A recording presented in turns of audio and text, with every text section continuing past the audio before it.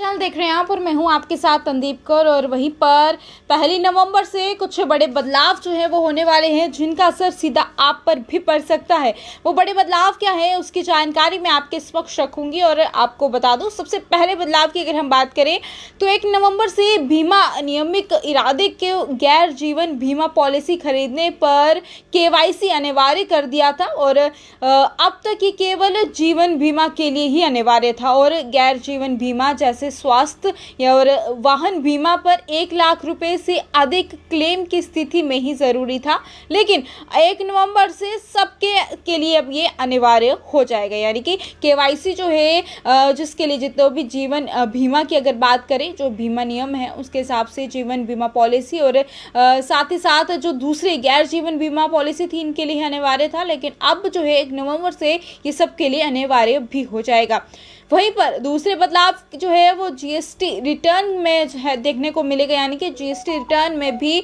1 नवंबर से कई बड़े बदलाव किए जा रहे हैं, जिसके तहत आप जो है अब 5 करोड़ रुपए का कम टर्नओवर वाले करदाताओं को GST रिटर्न में 4 अंकों का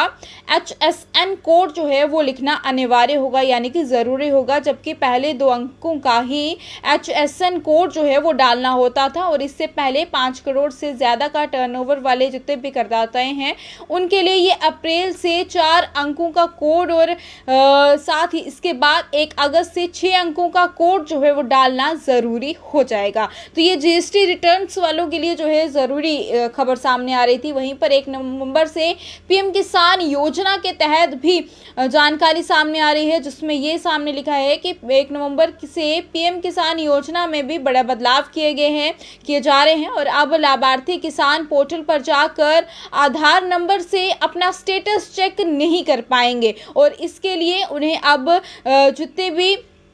उनकी जो रजिस्टर्ड मोबाइल नंबर है अब वो देना होगा, जबकि पहले जो है प्रधानमंत्री किसान योजना में मोबाइल या फिर आधार नंबर से स्टेटस जो है वो चेक कर लिया जाता था, लेकिन अब सिर्फ और सिर्फ मोबाइल नंबर से ही चेक किया जाएगा। अगला जो बदलाव देखने को मिलेगा वो जो है आकाश एयर का है, जिसपे ये जानकारी देते हुए उन्होंने कहा है कि अगले महीने से आप जो है विमान में अपने पालतू जानवर को भी लेकर जा सकते हैं, जिसके लिए साथ ही कंपनी जो है नवंबर की कार्गो सेवाओं की शुरुआत भी कर रहे हैं, यानी नवंबर से कई नियम भी जो है वो बड़े बदलाव जो है उसमें हो सकते हैं। साथ ही साथ अगला नियम जो है वो दिल्ली से सामने आ रहा है। ये कहा है कि दिल्ली में बिजली सब्सिडी का एक नया नियम जो है वो लागू होने जा रहा है। इसके तहत जिन लोगों ने बिजली पर सब्सिडी के लिए पंजीकरण नहीं कराया है उन्हें 1 नवंबर से ये सब्सिडी जो है मिलनी बंद हो जाएगी और दिल्ली में लोगों को महीने में 200 यूनिट तक का मुफ्त बिजली पाने के लिए रजिस्ट्रेशन करना जरूरी है।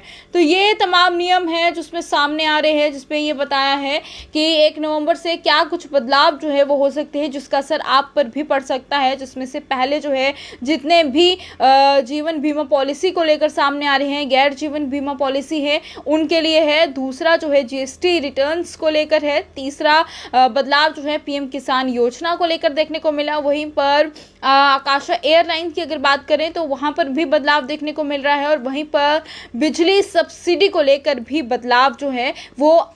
कल से यानी 1 नवंबर से देखने को मिल सकता है। तो ये वो बदलाव थे जिसकी जानकारी मैंने आपके समक्ष रखी। इस पर आपकी क्या राय है अपनी राय कमेंट बॉक्स पर लिखना ना भूलेगा, साथ ही इस वीडियो को शेयर करना भी ना भूलेगा। अगली खबर लेकर फिर आपके साथ रूबरू होंगे। मुझे दीजिएगा इजाजत, नमस्कार।